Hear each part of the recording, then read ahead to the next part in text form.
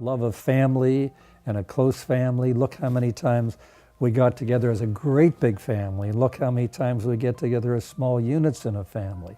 My dad died in 1963, and Mother died in 1989. So she was a widow for many years.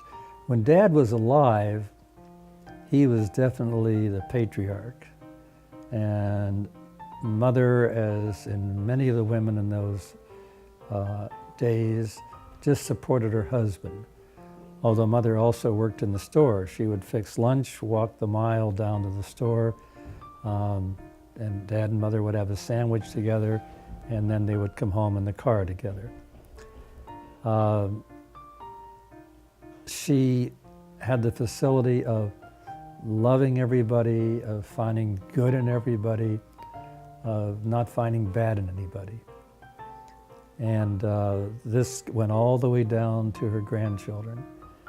And Brian, of anybody, probably spent the most time with Grandma, because by that time we had begun to travel a little, and especially going to Israel, and at that time Brian would go over and stay with Grandma. So when Grandma died, the rabbi came, Rabbi Steinhardt came to the house the night before, and he said, well, let's talk a little about Sylvia. So let's start with the grandchildren. And he said, Brian, let's start with you. So Brian said, well, I hate to hurt everybody's feelings. He said, but I was Grandma's favorite. And she told me. I know I was. And then he talked about Grandma. And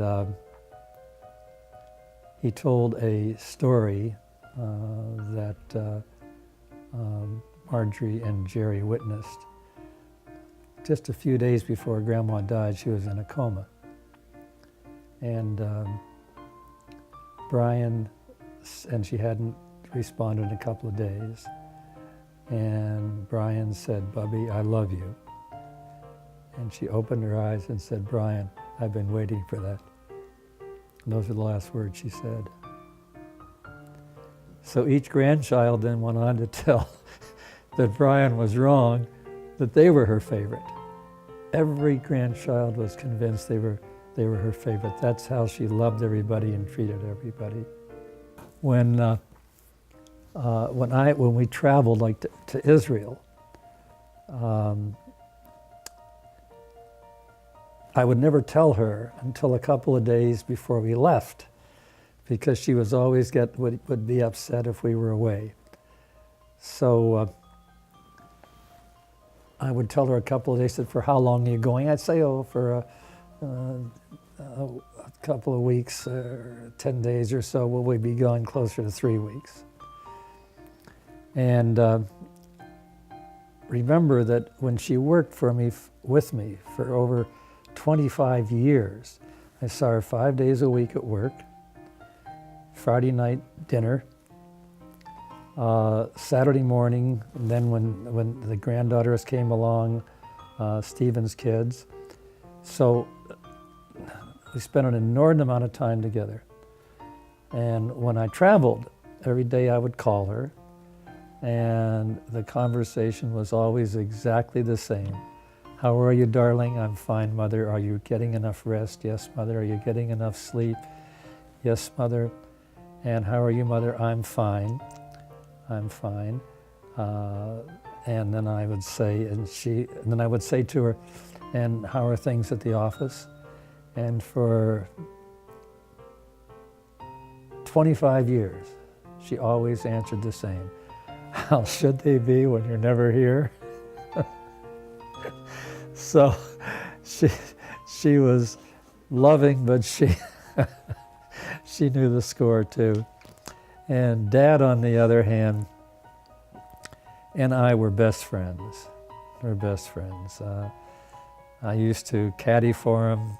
He played golf, and there were a couple of hilly courses, so I'd get out there about, he hit the ball 150 or 160 yards, and I'd get out there as his caddy over one of the hills, and when his ball landed, I would kick it about another 20 yards. So he had some great drives when I was his caddy. When I started my office, oh, he taught me some wonderful lessons. He said, now you're going to get out of the bank for a loan. I'm going to let you go yourself. I went down to the bank in trepidation, bank. Bankers, I got to borrow money. And I borrowed money.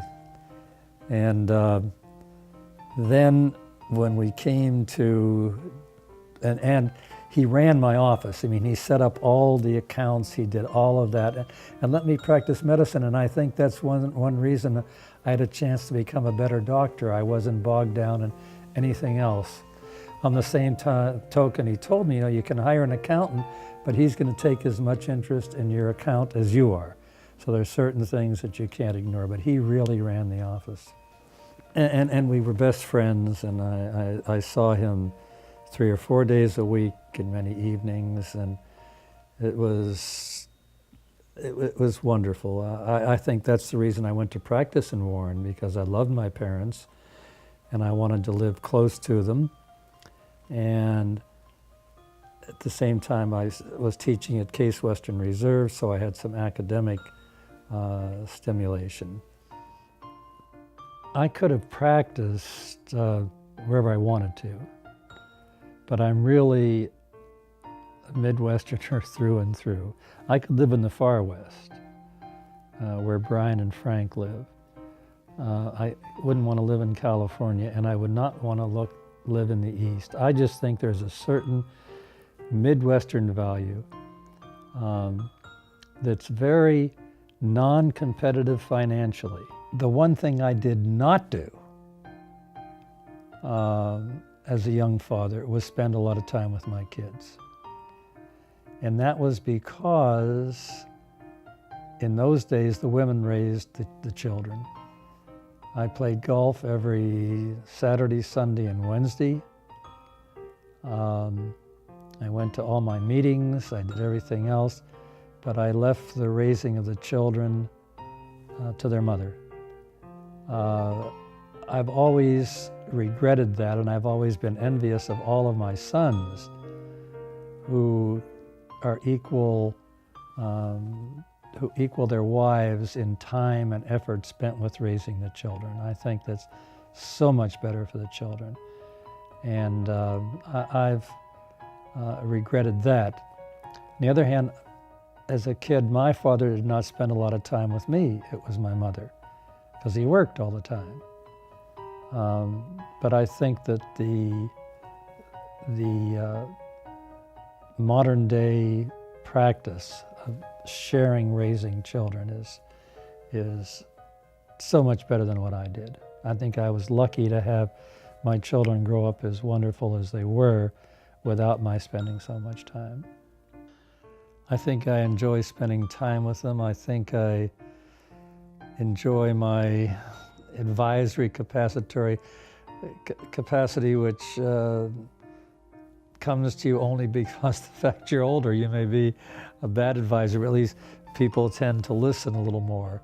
Now, of course, you pass the point where you're too old and people don't listen anymore. So I still think I'm in that zone where people will listen seriously to my advice and seek my advice, and sometimes it's good and sometimes it's not so good, but I like being in that position. Heroes are people whom I really admired. Probably the first one was Bill Saunders, who was my professor of otolaryngology when I was a resident.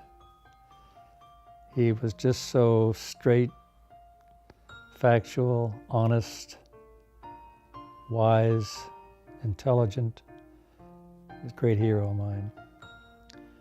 Probably the next one is Ron Steele, my Australian friend who came to Israel as the Davis Cup coach of Israel and stayed. He's still there. He's the same every day. In coaching players, he says he never gets too excited at a win, and too depressed in a loss. He runs a straight line. He doesn't try to change a serve in a day or in a session. He says it takes 6 months. He looks at everything. Over the next 6 months, we're going to do this. Over the next 6 months, we're going to do that. And I think it's really an Australian trait, and I try very often to emulate that, to not expect a sudden change of any sort. And probably the two men who've accomplished the most that I know are my heroes are Rolly Moskowitz, we talked about him before, and Menachem Shmuel. To be admired and to be considered by his peers as probably the best test pilot in the world. I admire all of them. I go way back. For the extended family, I go way back with this company. I even babysat for David Lippy and his brother Stephen. I knew Dr. Lippy's mother, have gone to family functions. I just feel part of the family, and there's nothing that I wouldn't do for this family.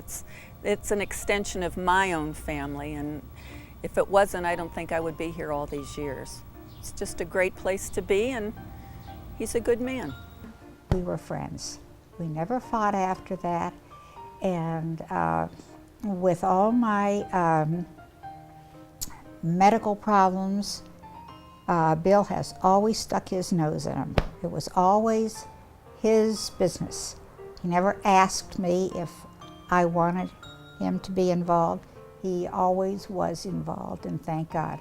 People, you can say that profession and life are separate. In Bill's case, I don't think so. I think that Bill is a whole human being that involves both, everything, not both, everything that he does all together. And this is the medical work, surgeries, his patients, the tennis, the family, friendship, and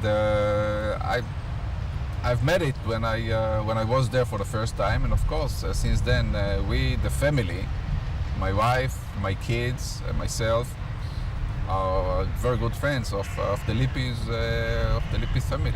When it comes to my children, my oldest son is David.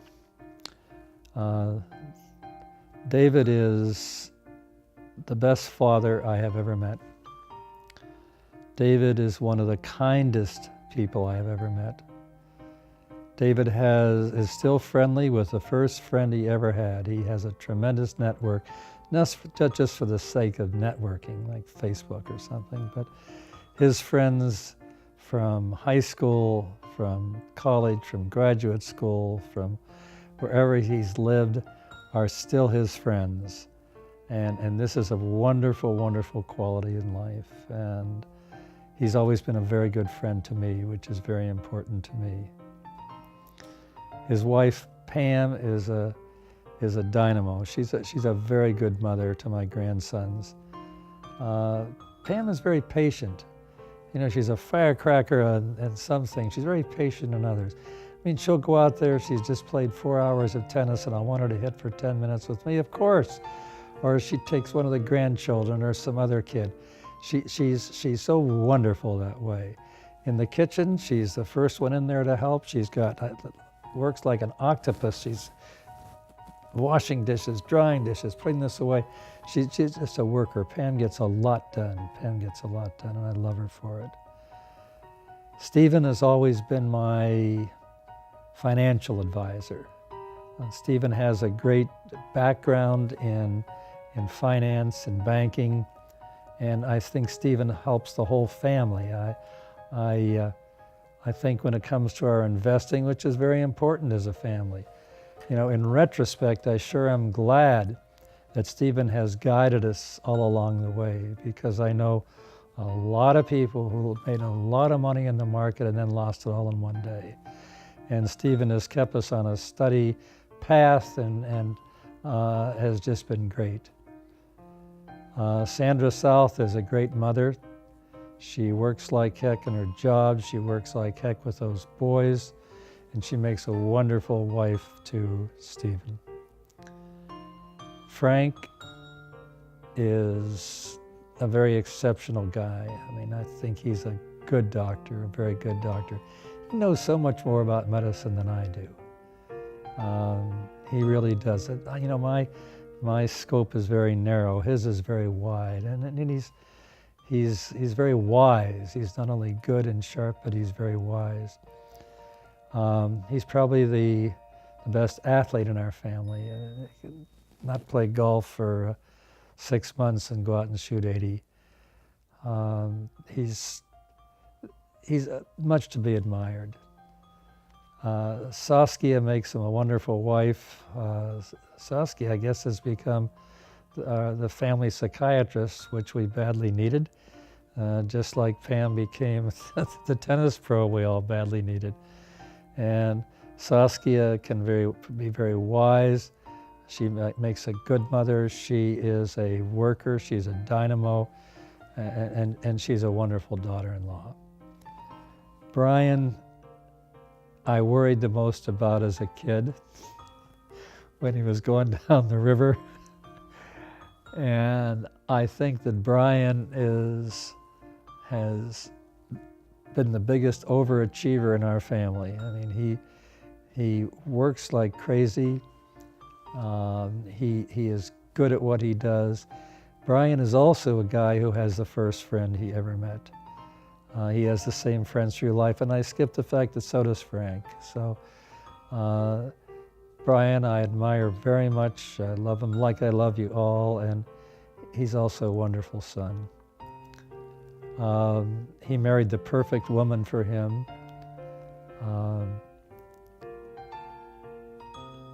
When he married Sarah, I've never seen such a wonderful match. They're both calm, and they're both hard workers, and they're calm and easygoing. And Sarah said she has looked at 4,000 rugs and she can't make up her mind yet.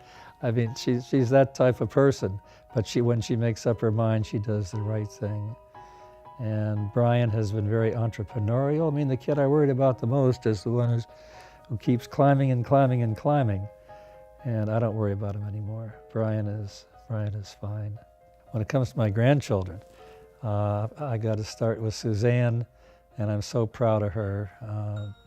She's got as you know, a master's degree and in teaching the hard of hearing, and most of her students have multiple problems. She loves teaching. She's a good teacher. She taught herself to sign. You know, I didn't even know about it. And Suzanne's the type of kid who does wonderful things, doesn't even tell you about it. She's wonderful. Sarah, I just spent yesterday with, and boy, am I proud of her. I mean, everyone that I met, I mean, she was dressed beautifully, elegantly. When I was in China, in the ultra expensive hotels, the women all looked the same, beautiful figures and beautifully dressed, and the way they walked and talked and smiled and everything. You'd think she trained in China. I mean, she's just like they were in the hotels. And everyone we met said, "Oh, are we glad to have Sarah here?" You know, Sarah does a wonderful job. And she's only been at it for a short time, and she's had several promotions. So for a girl whom I chastised through her high school because she didn't work as hard as I thought she should, she has just gone up and up and up and up. Senior year, she made all A's while working 40 hours a week, and she's had promotions in her job right along. She is and will be a real winner. Harrison will also be a winner. He's a good student, an excellent student. He tries hard and works hard in sports. He's organized and fairly organized in everything he does except keep his room clean. He's the worst kid I ever had, you know, when it comes to that. But I think that his whole mind was typified by his bar mitzvah when it was. I never saw people stand up and give an ovation when a kid gave a bar mitzvah speech, and I've been to hundreds of them. Never heard it before or since. Adam, He's a very, very good student. He's very bright. Adam's going to be the best businessman in the whole family, I'm sure. We're all going to depend on him someday to help us with our finances. Adam is very mechanically oriented. He's going to be maybe a scientist or some sort of architect. He can figure out anything, but immediately he's just immediate with it. Carly and Courtney have been through some tough times. I'm sure they're going to end up doing very well. I look for them to end up making some of the right choices, and they'll be okay. They'll be fine. Astrid is a dynamo. She walks on air. I have never, well, no, she runs on air. I have never seen her walk. She just runs all the time. She's full of life. She's extremely bright. She's very lovable. She used to be a pain in the ass with her mother for so long. Oh, she gave her mother a hard time. But she's a very sweet little girl who's going to go a long way. Teo is also a dynamo, also runs the whole time. He's extremely advanced for a little 3-year-old. He's going to grow up to be fine, and he's got wonderful examples in his parents and his big sister, if I can call Astrid a big sister. David. David is, I would say, a magical kind of guy in the sense that he is always thinking, and he's got tremendous skills, and he's extremely bright and loving and has friends from forever, which says an awful lot about him. And he's a terrific father and a wonderful son. And Stephen looks just like his dad. In fact, for some number of years, he used to work as the officer, the manager of Bill's practice, and patients used to mistake him a lot for Dr. Lippy, so it was kind of funny. But he's quiet and reserved, and he's a rock. I would call him a real rock. He's a solid guy, sweet, generous. Frank is the next one. Frank's 46 now, and he lives in Portland, Oregon. And Frank, along with David, both went to Georgetown undergraduate school. And then Frank had a break in his career and ended up going back to school to become a physician, and he is a emergency room physician in Portland, Oregon. They love Portland, Oregon. They're very outdoors, into all the activities of the outdoors. Great kids. And the youngest is Brian, who lives an hour away from Frank on the Columbia River. He is a producer of extreme sports shows, streaming media, and he's independent, so he works for a number of companies. Brian, I would describe as